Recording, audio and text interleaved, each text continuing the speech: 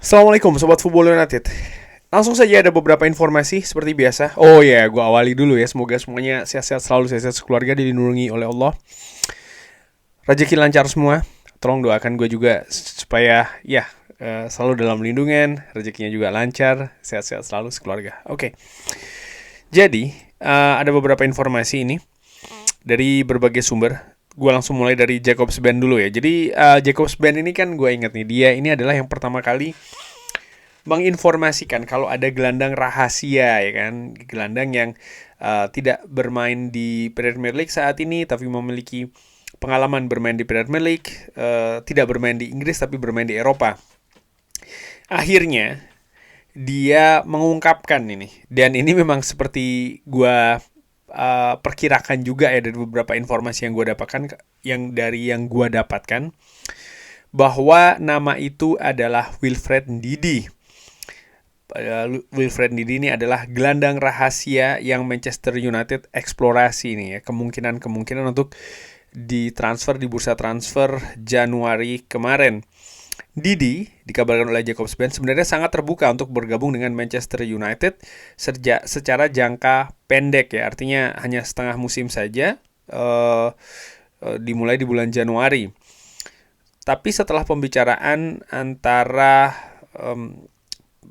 pihak manajemen tentu saja dengan Michael Carrick dan Kobbie Mainoo yang berintegrasi kembali dengan skuad Manchester United, maka diputuskan bahwa perekrutan untuk posisi lini tengah ini akan ditunda oleh Manchester United ya sampai dengan musim panas nanti. Nah, ini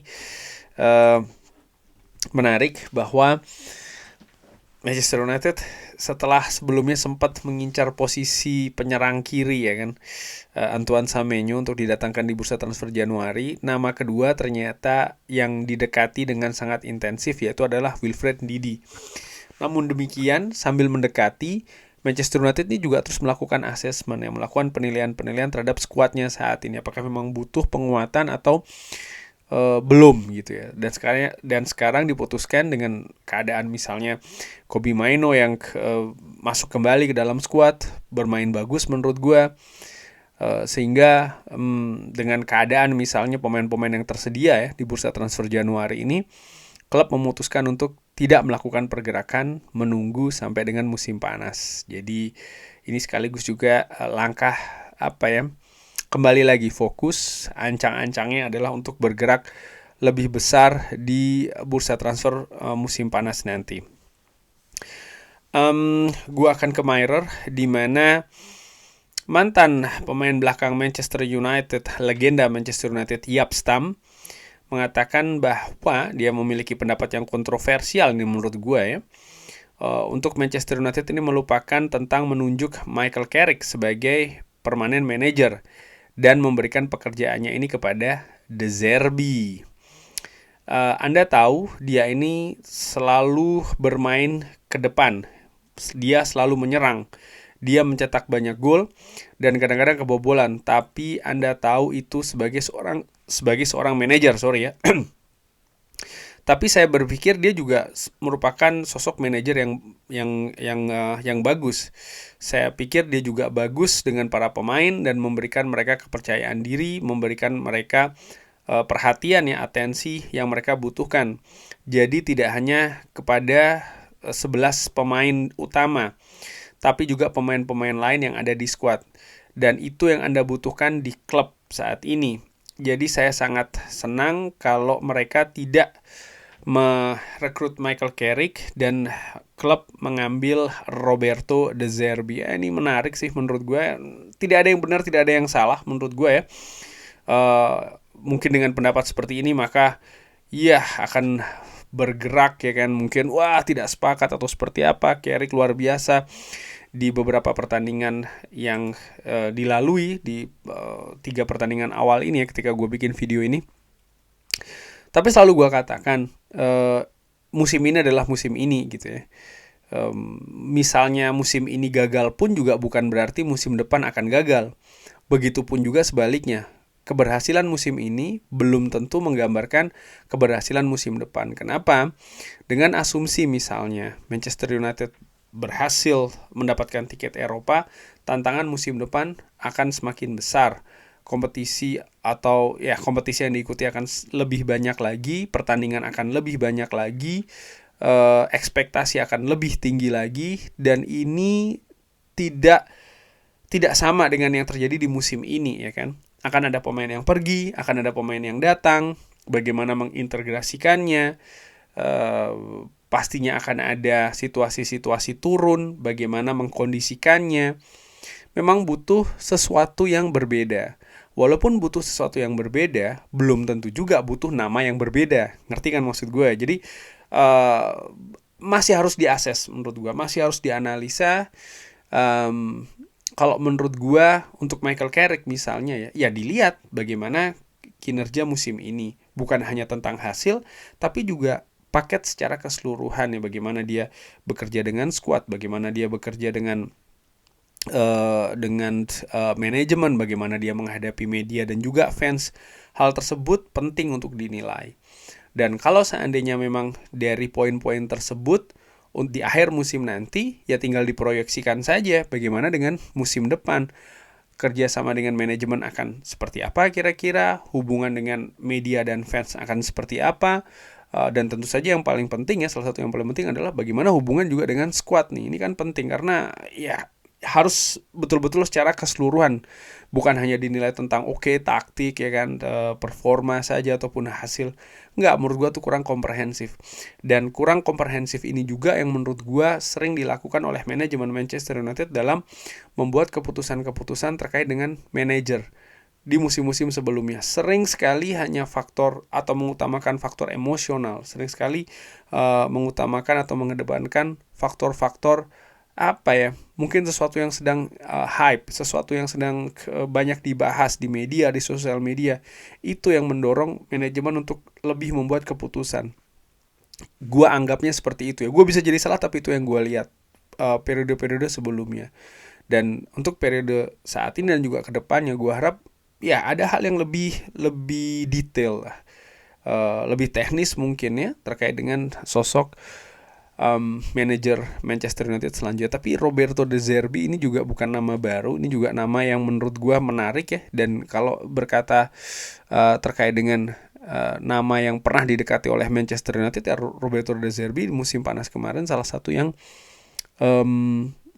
bukan musim panas kemarin, musim panas tahun 2 tahun yang lalu berarti ya kan, sebelum menunjuk kembali seorang Erik ten Hag, ya De Zerbi salah satu nama yang diakses oleh manajemen Manchester United. Cuman tidak jadi karena ada faktor-faktor finansial, faktor-faktor angka yang dianggap tidak cocok nih di antara keduanya. Tapi bagaimana menurut Sobat Football United? Drop di kolom komen. Oke, kabar selanjutnya dari Manchester Evening News. Manchester United ini tertarik di pemain sayap Red Bull Leipzig Yan Diomande. Karena mereka mempertimbangkan untuk memperkuat kembali sektor penyerangan ya di musim panas nanti. Tapi mereka akan menghadapi kompetisi-kompetisi yang juga serius dalam hal mendatangkan Yan Diomande ya. Lini tengah merupakan prioritas besar di musim panas. Manchester United juga akan berusaha untuk mendatangkan sayap kiri, dan Diomande adalah pemain yang mereka telah monitor dan juga seseorang yang tertarik untuk bergabung dengan Manchester United. Yang menurut gue ini pastinya akan bergulir cukup panas bursa transfer Manchester United. Disebutkan lini tengah, disebutkan juga tadi penyerang sayap kiri ya kan. Dan jangan lupa juga pergerakan Manchester United itu juga akan tergantung siapa pemain yang keluar ya kan. Diomande harganya tidak murah menurut gue. Apakah butuh penyerang yang muda ataupun penyerang yang lebih berpengalaman? Bagaimana menurut Sobat Football United? Drop di kolom komen. Gue akan ke The Athletic nih. Michael Carrick dikabarkan ya selalu secara konsisten ini memberikan pesan kepada para pemainnya bahwa ini hanya awal. Dia telah berada di sepak bola cukup lama untuk mengetahui bagaimana mood ini bisa berubah-ubah. Dan dia saat ini sedang berada di periode bulan madu atau honeymoon period. Jadi memang sedang positif-positifnya di awal ya kan. Dan ini sering sekali hampir semua manajer Manchester United juga mengalaminya. hampir semuanya. Saat ini Michael Carrick melakukan apa yang diminta dan dia telah membuat kesan yang cukup bagus. Bagaimana dia ini tetap tenang, bagaimana dia ini berkolaborasi, dan juga bagaimana otoritasnya ya di dressing room. Dia tidak butuh untuk dimentori ataupun diatur ya dengan yang lebih yang lebih senior, katakanlah seperti itu. Dan dia merupakan karakter yang lebih fleksibel. Dan dia menurut gue juga bagaimana menangani dressing room sejauh ini cukup bagus, sehingga segalanya menurut gue cukup sejauh ini cukup positif ya terkait dengan Michael Carrick ini. Dan tadi disebutkan dengan nama De Zerbi, Michael Carrick pun menurut gue tetap memiliki peluang untuk ditunjuk sebagai manajer Manchester United untuk musim depan ya. Jadi disebutkan juga di Manchester Evening News ini, Manchester United bisa saja mempermanenkan Michael Carrick kalau dia bisa mendapatkan 4 besar. Dan menurut gua, apalagi kalau saat ini ya, misalnya Manchester United ini kan sedang memperkecil jarak dengan Aston Villa. Kalau nih sekali lagi ya, seandainya Manchester United finish di 3 besar, manajemen akan mendapatkan tekanan yang cukup besar supaya mempermanenkan Michael Carrick. Gua perkirakan seperti itu. Kenapa? Michael Carrick berarti di luar ekspektasi, di atas ekspektasi. Artinya diharapkan untuk lolos ke zona Eropa, yang diberikan adalah 3 besar. Artinya Champions League dan juga 3 besar. Ini luar biasa. Dan ketika itu terjadi, gua bisa bayangkan sosial media pasti akan banyak nih meminta Carrick dipermanenkan. Yang gue harapkan adalah manajemen tetap tenang. Manajemen tetap tahu apa yang mereka butuhkan untuk skuad Manchester United. Sosok apa, lalu siapa yang bisa diajak bekerja sama.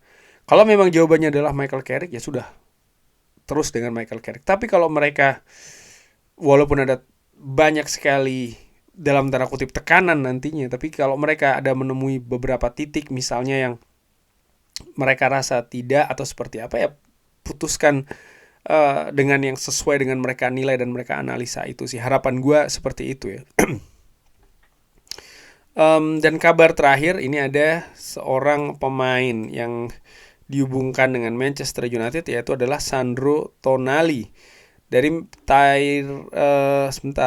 Tyrone Marshall ya, Manchester Evening News. Apakah Sandro Tonali akan menjadi opsi di lini tengah?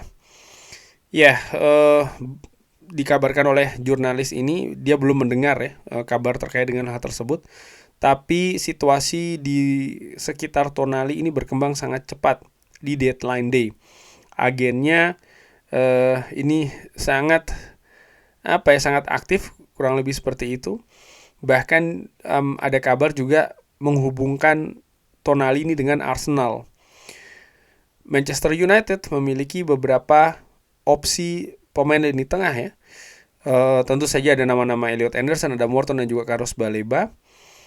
Tapi disebutkan bisa jadi Manchester United juga akan mencari opsi-opsi lainnya. Mendatangkan pemain dari pesaing di Premier League ini merupakan sesuatu yang mahal. Dan bagaimana banyaknya ketertarikan dengan Elliot Anderson ini juga bisa membuat harga akan mahal. Dan Sandro Tonali sebagai yang sering dikabarkan oleh Fabrizio Romano ya, salah satu gelandang terbaik bahkan di Eropa, bisa jadi akan tersedia di market. Nah, ini nama yang menarik juga ini ya. Jadi bagaimana menurut Sobat Football United? Gue juga ingin tahu, drop di kolom komen ya. Sandro Tonali ini pemain yang menurut gue memiliki kualitas yang bagus, punya pengalaman juga di Premier League, seorang pemain tengah juga. Bagaimana nih? Silahkan drop di kolom komen. Terima kasih sudah menyaksikan. Jangan lupa like, sholat, dan juga subscribe. Wassalamualaikum warahmatullahi wabarakatuh. Thank you.